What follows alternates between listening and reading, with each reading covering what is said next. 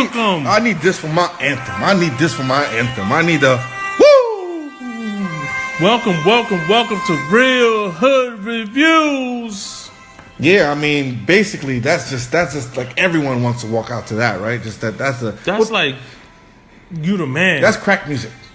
You the man. Yeah, man, that's serious right there. That's the best entrance right there in any theme, in any. Oh my God, love Ric Flair. So what are we talking about? This is Real Hood Reviews. Ken Dogs and my host BX Lou. Woo woo woo. I like that. BX Lou. All right. What are we talking about here, man? I'm gonna do a quick review on the 30 for 30 they did on Ric Flair. Yeah. And how I feel about it, what I thought about it. Yeah. And let me start off by saying it was very well directed. It's a documentary, right? It's like a documentary that they do on the sports channel. Okay. I'm not gonna say their name. They ain't paying me to promote them, so I'm not gonna do that. No checks. We ain't pushing. No checks, no love, B. No ticky, no laundry, my nigga. Word. But anyway, and I wanted to say that the beginning and the way it starts, classic. How long has Ric Flair been in wrestling? Like, how long is this? Like, he's a dinosaur, bro. Oh my goodness, he's been there for a long time. He's been wrestling since he was like college years. So I want to say 19, 20. Yeah, you know. And he was to me, Ric Flair was never like physically like dominating. Well, this is the good thing about this documentary, which shows him in the beginning when one of his first matches, and he was solid, dude. He was big, stocky. You remember who Dino Bravo is? I think I remember. The big, stocky French guy with the blonde hair. Okay, I got you. He looked like that a little bit. Okay, he first started. Yeah, but he had the little 6-pack. Yeah, but it was like a fat 6-pack. Yeah, he had the. I was gonna say he had the. I had a 6-pack, but then I drank, and then it just turned to a fat pack. Right. Yeah. Okay. You know. So. Yeah. The beginning shows, his introductory to wrestling and how he got in it, and the school that he went to with the Gagnes. When the son Gagne was one of his best friends, and then the father was the trainer, and he was the guy that controlled that wrestling promotion and stuff like that. It showed how they trained, man, and that was crazy how they had them guys training. I love to see all the old wrestlers come in and talk about Rick. Ricky Steamboat being one of them. He trained with him, and it was murder. The things that they had these guys doing, training, I would have quit. But you know what's crazy though? I'm thinking about Ric Flair and everyone that's had a good relationship with other wrestlers. It's sad that we wouldn't be able to get something about Ric Flair and have Hogan. Right? Did they have Hogan in this? Hogan is in this documentary. Oh, okay. So my fault, people. I didn't know about this. Oh, no. Well, I didn't watch it. Bitch, you were giving me the rundown. I'm giving you the quick rundown. I'm going to miss spots, of course, but this is just my opinion. Everybody's doing it. Everybody's doing reviews. Okay. I'm going to do my review my way. The way people probably don't want to hear it, I don't give a fuck. I'm doing it my way. Okay? For all the people that don't want to hear it the regular way, like, oh, yeah, this was great, and this was this, and in 1954. No, fuck that. I'm just going to run through this shit. Okay, how long is it? It was an hour and a half. Okay. So, Ricky Steamboat was in it. Okay. Hulk Hogan was in it. Okay. And I was surprised to hear what Hulk Hogan actually had to say about. He had nice things to say. Yes. Okay. He loves Ric Flair. What was some of his comments? That people would say that Hulk Hogan is the man that started wrestling and gave wrestling its, his move on to the next level. Yeah, and he sits there and he says, nah, man, Ric Flair is the true wrestler. I couldn't do half of the shit that Ric Flair could do. Yeah. He basically was saying he couldn't tie Ric Flair shoes. Yeah. Jim Cornette was there, Big Mouth. Oh yeah. And he said something that kind of like took my nerve a little bit because he's that type of person. Yeah, I love him because of that. Yeah. But he said that the NWA was the old Boston Celtics, and the WWE, which at the time was the WWF, was the Harlem Globetrotters. How am I supposed to take that as a man of color? And I didn't see it like that. But now that I think about it, how am I supposed to take that? I mean... Jim Cornette's a fucking idiot. Jim Cornette has never been a man that mints words. And I don't know if he meant it as a racial thing. Because if you've seen his, people that he dealt with in wrestling, I mean, if he was racist, goddamn. I don't think it was a racist statement, but some people would take it like that. And that's why I brought it up. I think a lot of people sometimes, you got to be like, dude... that was kind of insensitive, and then you could be like, okay, well, you didn't mean it that way, but what you're saying, because people don't really like realize what they're saying, but yeah, it's kind of fucked up to say something. And I think the analogy he used was messed up because the Celtics are still around. The Harlem Globetrotters, they're just a traveling show. They don't really play like that. So for him to say that was like, wait a minute, hold on. Back then, WWE was making that money. Yeah. But it was different, because NWA was for the working man. They try to go out there and have a good time. They try to portray NWA as real wrestling at the time. Right. It was slow paced. It was definitely more methodical. They show you the move. Yeah, more methodical. So, when the WWE was more for the kids, yeah, that's where the money was at. Yeah. See, so they was thinking as WWE business, yeah, NWA a product. Yeah. So I don't really understand his analogy, but okay, whatever. The thing about Ric Flair, great wrestler, greatest wrestler of all time, his biggest downfall, not a good father. Yeah. That kind of stroked my strings a little bit, one of the. But he admits to it though. Yes, and that's the first thing to admitting that you got a problem is that. Yeah. And he said that wrestling, him becoming Ric Flair was an addiction. It became an addiction to him. So it became a drug. Wrestling was a drug for him, and he didn't know when to let it go. And to this day, he still lives his life as Ric Flair. I don't think he knows how to be who Richard Flair is. Okay. Because that's really his name, Richard Flair. Yeah, I mean, one thing that, not even watching the documentary that I definitely realized about Ric Flair was he never stopped being Ric Flair. No, even, never. In the back or in interviews or whenever, he was Ric Flair 24/7, and he loved it. He loved the character. He fell in love with it. People went heel, he always was Ric Flair. He's, even Hogan, had Hollywood Hogan, and then he had different characters. Ric Flair's character transcended all of that. Yep. The Rock had different characters. He had the Rookie. He had different stuff. Ric Flair always played, and he started off with when he was in the beginning. These guys used to have matches where, an hour. Yep. You're watching a match, two dudes wrestling for an hour like it's real sports, like it's really happening. Hogan said I couldn't wrestle for an hour. I gave you 15 minutes to be lucky. Hogan was like a quickie. Yeah. I'll give you that quick stroke, girl. Yep. Ric Flair's talking about, I'm for the long haul. I'm going to ride you. I'm going to slide you. I'm will and dill you, Ric Flair was the Henny days. You know what I'm saying?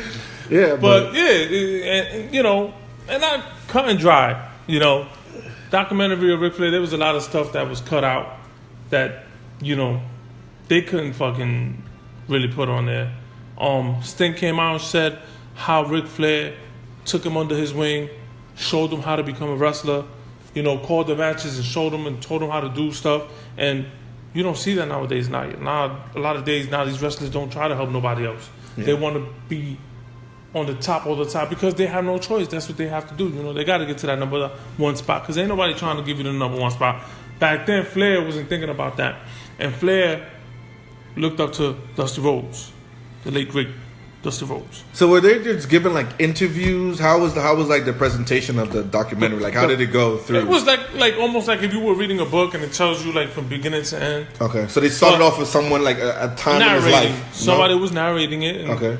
And then they cut to certain interviews where they, someone was talking and then they go back. Then some of the scenes were cartoons. Oh, okay. Wow. Right? They were telling the story of how one time he got on a plane and they were all on the plane and all that and they were having a good time. And Flair comes out with just his shoes, his socks, and his robe and nothing underneath.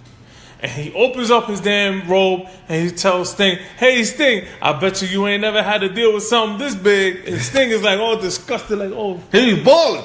Yeah, he's really balling. Right. So, stories like that which tells the story of how he really is. And then they had Shawn Michaels up there talking. They had Triple H talking about how Ric Flair at one point when he was older in his career, he gave up on himself. You know what I'm saying? And it was he was done. But Triple H was like, "Look, man, you can't give up. And if I have to go down there and kick your ass and make you do the things that you know how to do, I will do that." And that was good to see, because we all have this perception of Triple H as, privilege. He's fucking running WWE's NXT, and sometimes he's running the Raw and the SmackDown shows because he married Steph. Nah, man. After seeing this documentary, I tell you, Triple H knows his shit, man. So did they bring in his? I know that you spoke about his personal life. Did they bring his kids and his wife and stuff into? They had his first wife there, and she was telling the story on. This motherfucker wouldn't be there. He wasn't there at all. In the beginning it was all cool, but then he come home from wrestling, stay for like 2-3 hours, and be like, "This shit sucks. I can't deal with this shit. I'm out." It's too boring for him. And he fucking just go up the street to Greg Valentine's house where he met his second wife. Okay. And he was, doing his thing over there. He was balling there too. He was balling at Valentine's house. Woo! You know what I'm saying? So that shit was real. And then they did a real interesting thing that was real interesting to me. They interviewed him twice. One in 2015, which he looked great, and then once in 2017 in February, and he looked like he got old. Like in 2 years, like he went from woo, and he went to woo. And that might be just like depression, right? Because you see people like you, and they go through a lot of reflecting, and that just might just be him reflecting. I'm just, my perception of Ric Flair is now he's getting to the part of his life where he's winding down and realizing, like, man, I'm not Ric Flair anymore. Yes, and that's exactly how the documentary went. It was going from that to that, and it was saying, Triple H said, Ric Flair is the biggest liar in the world. Like, he'll tell you one thing, but it's really not that. Yeah. You can ask him if he's okay. He could be fucking down of a heart attack right in front of you, be like, "Nah, I'm good. I'm Ric Flair. I'm ready to go. Yeah, So, and that, I loved the documentary. It was good. It was done in a good way, but there was a lot of things missing out of it. They asked him. He went to therapy one time, and the therapist asked him, "So, how many times a day do you how many times do you drink?" He was like, "I drink all day, every day." He's like, "How are you not dead?" He's like, "Because I drink every day." And that's crazy because, you should have been dead. Alcoholics are the craziest symptom or situation that they literally, you look at an alcoholic and you're like, how are you still alive? But they outlive people who go to the gym every day. Mm-hmm. Some, for the most time. Yes. Right? And you're like, how is that even possible? The alcohol keeps you alive, man. Yeah. And I think a lot of it's just stress, and how do you manage stress and living in a lifestyle like his that must have been crazy to deal with, Fun fact as well, and people please understand, I'm just jumping back and forth because I'm just giving my point of view of what I thought about it. He crashed, a plane crash, and he lived. He broke his back vertebrae to 1, 2, 3, and 4 pellets on the back. And this motherfucker was still wrestling till about, 2 years ago? Yeah. Like, that's a miracle. And I think that's another thing.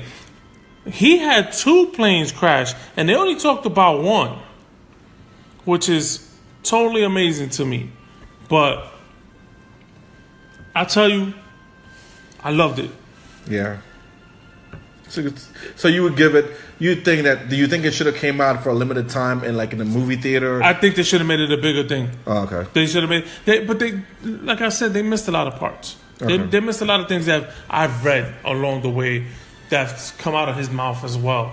So it was alright. I mean, out of 5 stars, yeah, I give it a 3.5. And I give it a 3.5 because I felt that they could have done much more than what they did. Yeah, they covered a lot in an hour and a half, but there was more. They could have made it 2 hours. Did they have any footage of Macho Man in there? They had footage of him wrestling Macho Man, Ricky Steamboat, which was one of the greatest matches that I've seen in a long time as well, was him and Ricky Steamboat going back and forth. Matches of him with the NWO. They showed a lot of classic stuff. Yeah, and I know he had a hard time in WCW on the way they were treating him, and he was pigeonholed a long time in WCW, and he wanted to get out of that situation. Well, yeah, that's when they brought in Hurd. I do believe the name is Jim Hurd. I only know him as Hurd. I don't know. I never could remember this guy's first name.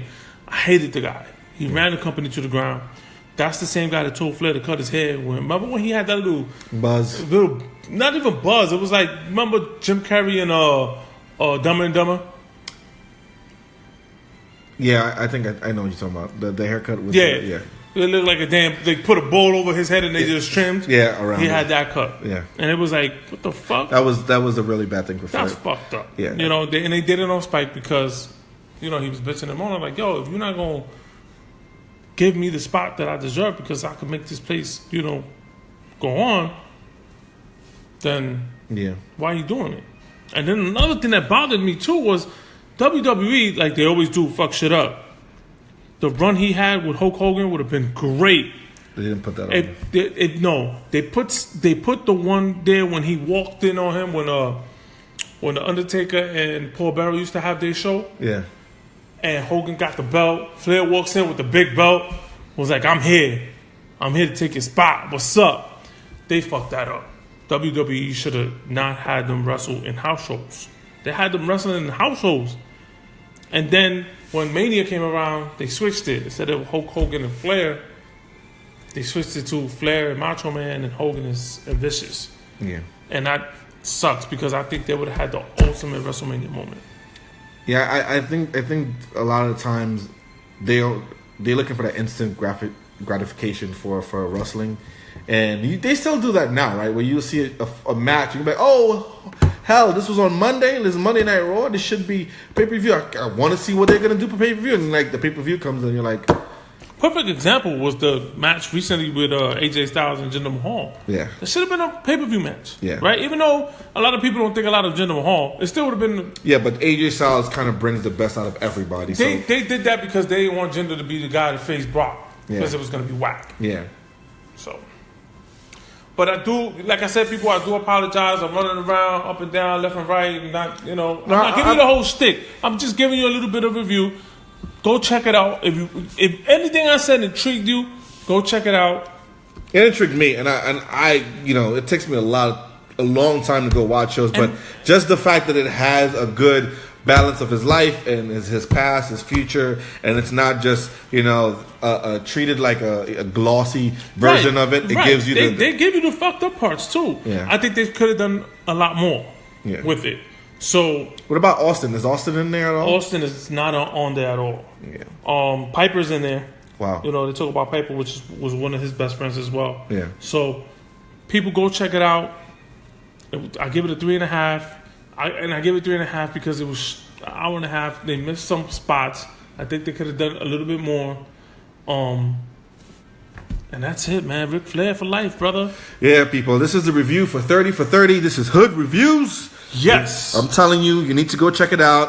BX Lou said, go check it out. Go check it out. Put it on demand. I don't know if is it on Netflix? It's on demand. It's on demand. All right, so go on demand and buy it. Pay some money. Get some money out there. Come on, support. Ric Flair is 30 for 30, the Nature Boy. Woo!